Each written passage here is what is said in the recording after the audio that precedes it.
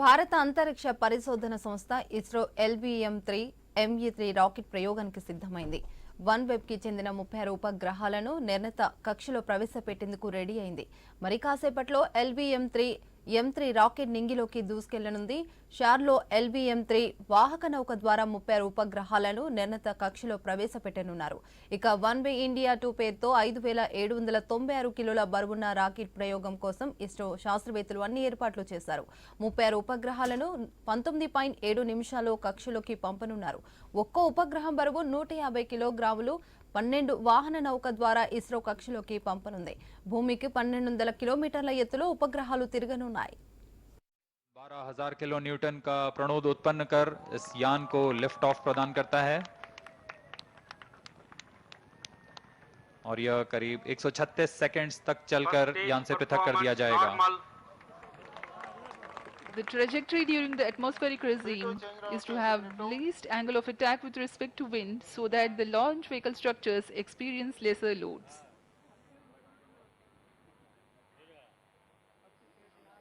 The S-200s are 26 meters long and 3.2 meters in diameter, carrying 202.6 tons of propellant.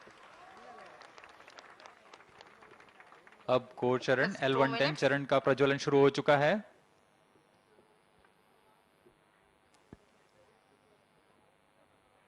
The core L110 and the two S-200 boosters all thrusting currently. अब कुछ ही seconds में हम देखेंगे S-200 का पृथक्करण. 200 stages are separated. जी हां, S-200 boosters को separate कर दिया गया है तथा L110 या चरण प्रज्वलित है और यान को उद्दिष्ट कक्षा की ओर ले जा रहा है. On your TV screens, the visuals from the onboard camera showing the separation event of the S-200 boosters. The L110 core stage alone currently thrusting.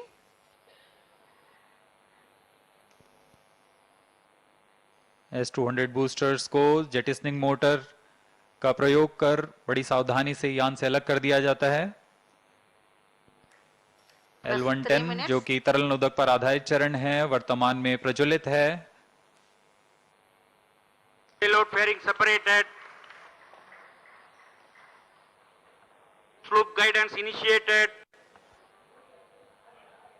Shar, Bangalore and Trivandrum ground stations are currently tracking and the two major flight events have been completed. The separation of payload fairing and the initiation of closed loop guidance. यान की ऊंचाई 142 kilometre. अब यह वातावरण से बाहर जा चुका है, इसलिए ऊष्मा कवच को पृथक कर दिया गया है. यान पूरी तरह सामान्य निष्पादन करता हुआ अब यान क्लोज लूप गाइडेंस के अंतर्गत है, यानी सेंसर्स की मदद से वह स्वयं का दिशा निर्धारण कर रहा है. Current altitude 163 kilometers. Plus 4 minutes. The L110 stage is powered by twin Vikas engines. The total burn time is close to 200 seconds.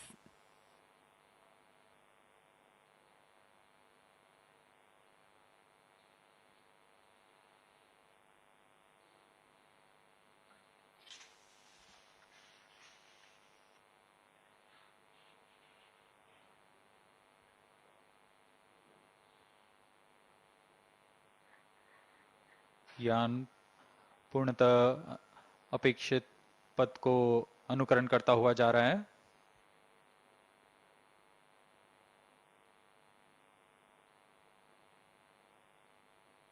Stage is authorized. कुछ ही सेकंड्स में हम देखेंगे L110 चरण का प्रज्वलन समाप्त हो जाएगा और तत्पश्चात L110 को यान से पृथक कर दिया जाएगा. 110 stage thrust cut off and separated. C25 ignition commanded. C25 ignition confirmed. Several pieces of good news for the flight events. L110 has completed its operation nominally and separated from the ongoing launch vehicle. The C25 cryogenic engine has started its operation. L110 चरण को सफलतापूर्वक पृथक कर दिया गया है और अंतिम चरण जो कि C25 क्रायोजेनिक इंजन है उसका सफलतापूर्वक प्रज्वलन शुरू हो चुका है और वर्तमान में वह प्रणोद उत्पन्न कर यान को उद्देश्य कक्षा की ओर ले जा रहा है।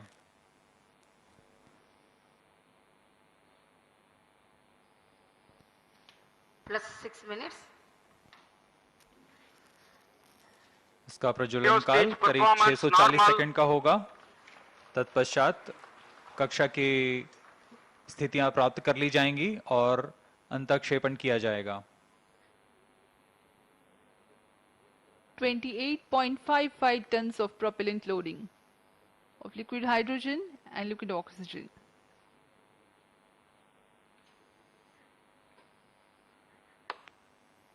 तृतीय तथा अंतिम चरण LVM-3 का क्रायोजेनिक ईंधन LH2 तथा लिक्विड ऑक्सीजन पर आधारित है। यह चरण बहुत ही जटिल C20 इंजन से बना होता है।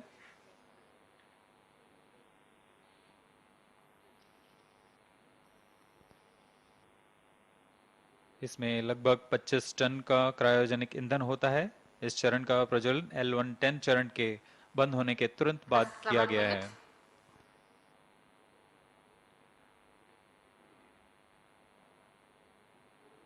यह चरण कुल 200 किलो न्यूटन का प्रणोद उत्पन्न कर यान को उद्दिष्ट कक्षा की ओर ले जा रहा है।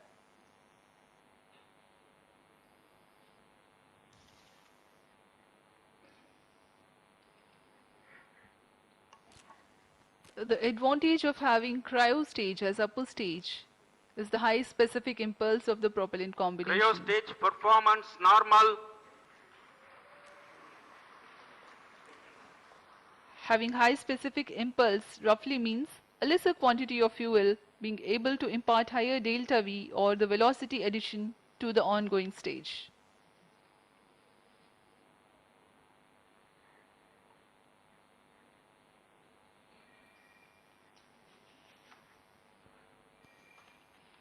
Plus 8 minutes. हर एक चरण के तंत्र विशेषज्ञ पूरी तरह रोमांचित रहते हैं जब उनका तंत्र पूर्ण निष्पादन कर यान को उद्दिष्ट कक्षा की ओर ले जाता है।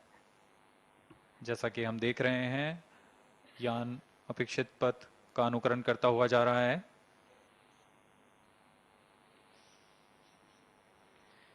Shah, Trivandrum and Bengaluru ground stations tracking in the meantime.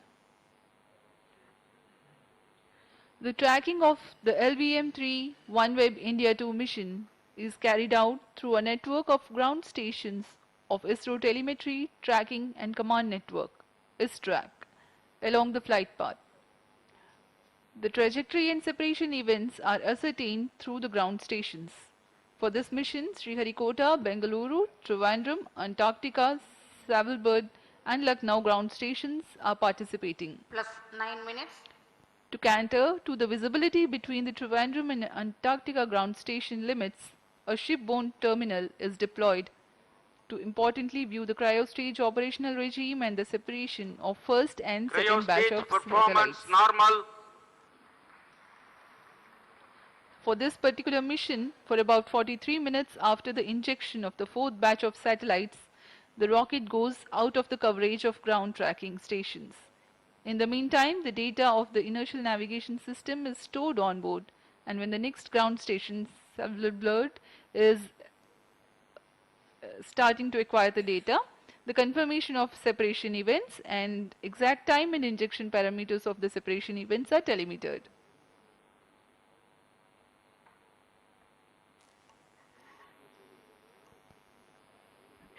OneWeb समूह का यह न्यू स्पेस इंडिया लिमिटेड के साथ वाणिज्यिक समझौते के अंतर्गत यह दूसरा प्रमोशन मिशन है। इस समझौते के तहत 72 उपग्रहों को निम्न भू कक्षा में स्थापित किया जाना है, जिसमें से 36 उपग्रह LVM-3 M2 OneWeb India 1 mission के साथ उद्दिष्ट कक्षा में स्थापित किए जा चुके हैं और आज OneWeb इंडिया 2 मिशन में अगले 36 उपग्रहों को प्रमोचित किया जा रहा है। यह OneWeb कंपनी के लिए 18वां प्रमोशन है। इससे पहले कुल 588 उपग्रह अन्य प्रमोचन यान से पहले ही भेजे जा चुके हैं। इस मिशन की सफलता के पश्चात वन वेब कंपनी प्रथम निम्न भू कक्षा वाले उपग्रहों के नक्षत्र का निर्माण पूरा हो जाएगा और इसके साथ ही वन वेब उच्च गति कम विलंब वाली वैश्विक संचार सेवाएं Cryo प्रदान stage करने में सक्षम performance होगा। normal. इसमें विश्व स्तर पर 11 समुदाय, minutes. उद्यम, सरकारों को जोड़ने का यह सर्वप्रथम प्रदर्शन कर पाएंगे। न सिर्फ उद्यम बल्कि छोटे कस्बे, गांव, म्यूनिसिपैलिटी तथा स्कूल जैसी सुविधाएं जो कि दुर्गम से दुर्गम स्थानों पर हैं, उन्हें जोड़ा जा सकेगा। यह मिशन न सिर्फ वन वेब के लिए बल्कि भारत के लिए भी एक महत्वपूर्ण मील का पत्थर साबित होगा।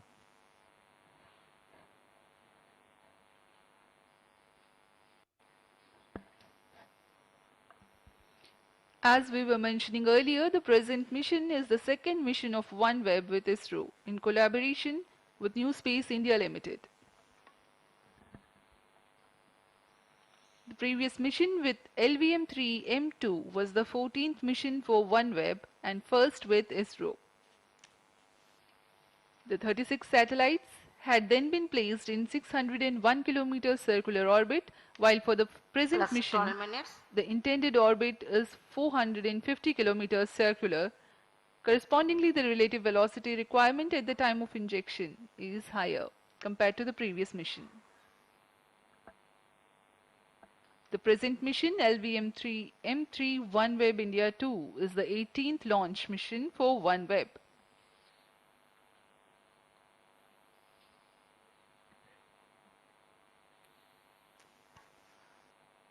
वर्तमान में तृतीय Cryo stage performance normal.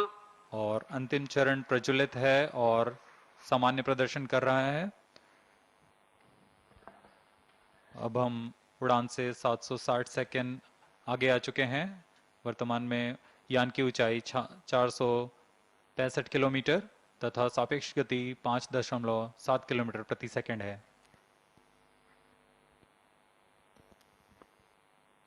Plus 13 minutes.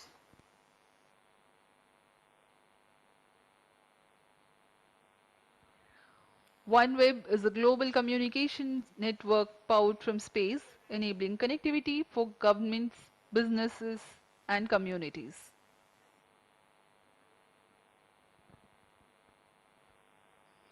OneWeb Gen 1 satellite constellation comprises of 648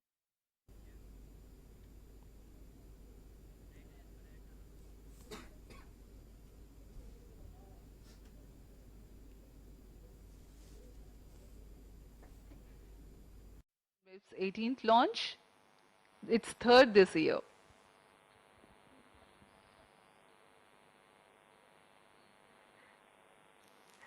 यान पूरी तरह अपेक्षित पथ का अनुकरण करता हुआ और यह दर्शाता है कि इसरो किस गुणवत्ता से, किस विश्वसनीयता से 14 minutes. यह तंत्र का विकास कर इनका निर्माण किया जाता है और इनका निष्पादन पूरी तरह अपेक्षित। Cryo stage performance normal. तृतीय चरण सामान्य निष्पादन करता हुआ अपनी उद्दिष्ट कक्षा की ओर जा रहा है। For the present mission, the total burn time of C-25 is 632 seconds.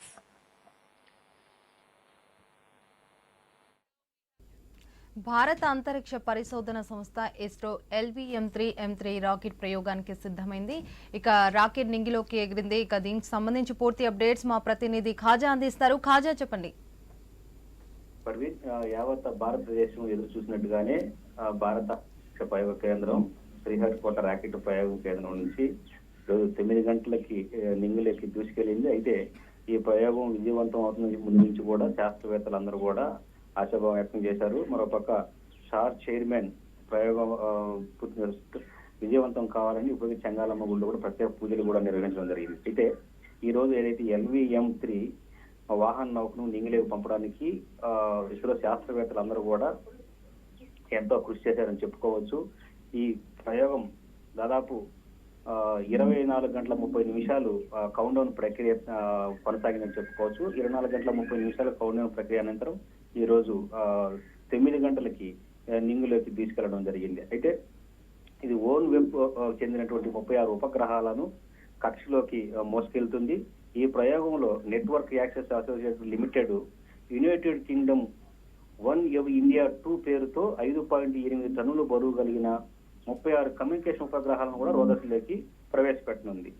వాణిజ్య పరంగా ఇప్పుడు చేసేటువంటి ప్రయోగం ఇస్రోలో ఎంతో ఉపయోగపడుతుందని చెప్పేసి కూడా శాస్త్రవేత్తలు చెప్తున్నారు. మరోపక్క అంతర్భాగంగా ఉన్నటువంటి న్యూ స్పేస్ ఇండియా లిమిటెడ్ తో ఒప్పందం చేసుకొని ఆ ఒప్పందం ప్రకారమే ఈ ప్రయోగాన్ని శాస్త్రవేత్తలు ప్రయోగించని చెప్తున్నారు. అయితే గత ఏడాది అక్టోబర్లో వన్ వెబ్ ఇండియా 1 పేరుతో 36 ఉపగ్రహాలను రోదసి కక్షలోకి పంపడం జరిగింది. అయితే ఈ నెల 26వ తేదీన ఈ ప్రయోగం మరోసారి మొదలుపెట్టారు.